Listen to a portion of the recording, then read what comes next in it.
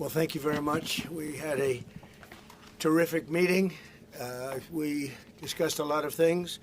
As you know, I had an excellent phone call with President Putin that lasted for over 2 hours.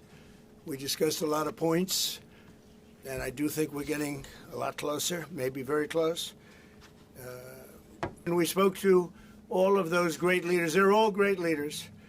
And we had a great talk with them after we were completed. We thought it was appropriate to speak with them. And our meeting was excellent. We covered, somebody would say 95%. I don't know what percent, but we have made a lot of progress on ending that war, which is really certainly the most deadly war since World War II, probably the biggest war since World War II. First of all, I would like to thank President Trump for a great meeting at this amazing place in his home in Mar-a-Lago. And we had a really great discussions on all the topics, and we appreciate the progress that was made by American and Ukrainian teams in these recent weeks. And we discussed all the aspects of the peace framework, which includes, and we have great achievements, 20-point peace plan, 90% agreed, and U.S.-Ukraine security guarantees, 100% agreed. U.S.-Europe-Ukraine security guarantees, almost agreed. Military dimension, 100% agreed. Prosperity plan being finalized, and we also discussed the sequencing of the following actions. And we agree that security guarantees is the key milestone in achieving lasting peace, and our teams will continue working on all aspects. We also had a joint productive call with European leaders, like President Trump said already, and a lot of leaders, including NATO and the EU. And we agreed that our teams will meet in upcoming weeks to finalize all discussed matters. And we agreed with President Trump that he will host us, and maybe in Washington, European leaders and Ukrainian delegation, yes, in January. And Ukraine is ready for peace. And once again, would like to thank President Trump for a warm welcome and substantial discussion. Thank you, Mr. President. Thank you very much. Thank you so much, Mr. President. Any questions, please? Mr. President, have you agreed on the so-called free trade zone on Donbass? How to separate the sites? How to make the separation line? Who will be responsible? The word agreed is too strong. I would say not agreed, but we're getting closer to an agreement on that, and that's a big issue. Certainly, that's one of the big issues, and I think we're closer than we were probably.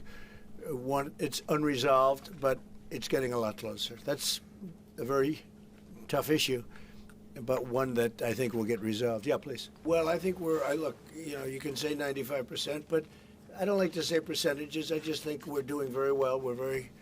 We could be very close. There are one or two very thorny issues, very tough issues, but I think we're doing very well. We made a lot of progress today, but really we've made it over the last month. This is not a one-day process deal. This is very complicated stuff, but I think when the president says 95, I think, could be close to 95%. Yeah. When we speak about referendum, we spoke that it's one of the key. We can have referendum on any kind of points of this plan. I said that we can use referendum like for the plan, or we cannot use referendum. It's one of the key. We can use, this possibility of parliament to vote according to the law or to have referendum.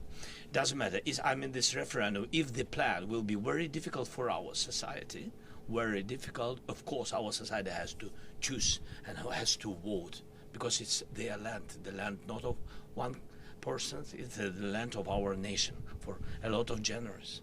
President, you said this morning you weren't a deadline guy. How long do you think it'll take to get this last little bit, as you say, finished? What are we talking about? So if it went really well, maybe a few weeks, and if it went poorly longer, and if it went really poorly, it's not going to happen.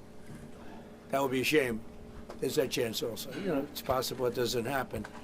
So in your conversation with President Putin, did you discuss what responsibility Russia will have for any kind of reconstruction of Ukraine post an agreement? I did. They're going to be helping. Russia's going to be helping. Russia wants to see Ukraine succeed. Once, it sounds a little strange, but I was explaining to the president, President Putin was very generous in his feeling toward Ukraine succeeding, including supplying energy, electricity, and other things at very low prices. So a lot of good things came out of that call today. But they were in the works for 2 weeks with Steve and with Jared and Marco and everybody. Did Russia agree, or did Putin agree to a ceasefire to allow a referendum to take Not a place? ceasefire, and that's one of the points that we're working on right now. No, not a ceasefire. He feels that, look, you know, they're fighting and to stop, and then if they have to start again, which is a possibility, he doesn't want to be in that position. I understand that position. The president feels strongly about that or something, but I think we're finding ways that we can get around that. But I understand President Putin from that standpoint. You know, you have to understand the other side. And, you know, I'm on the side of peace. I'm on the side of stopping the war. Thank you, sir. Thank And thanks for lunch. I don't know. Was it a good lunch? Yes, sir. There's no lunch. He walked in. He said, "This place is gorgeous." I don't think he wants to go to the White House anymore. That's the problem.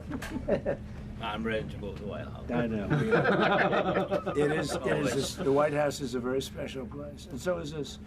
I hope you enjoyed it. Thank you very much. So much. Thank you, sir. Thank you, sir. Thank you. Thank you.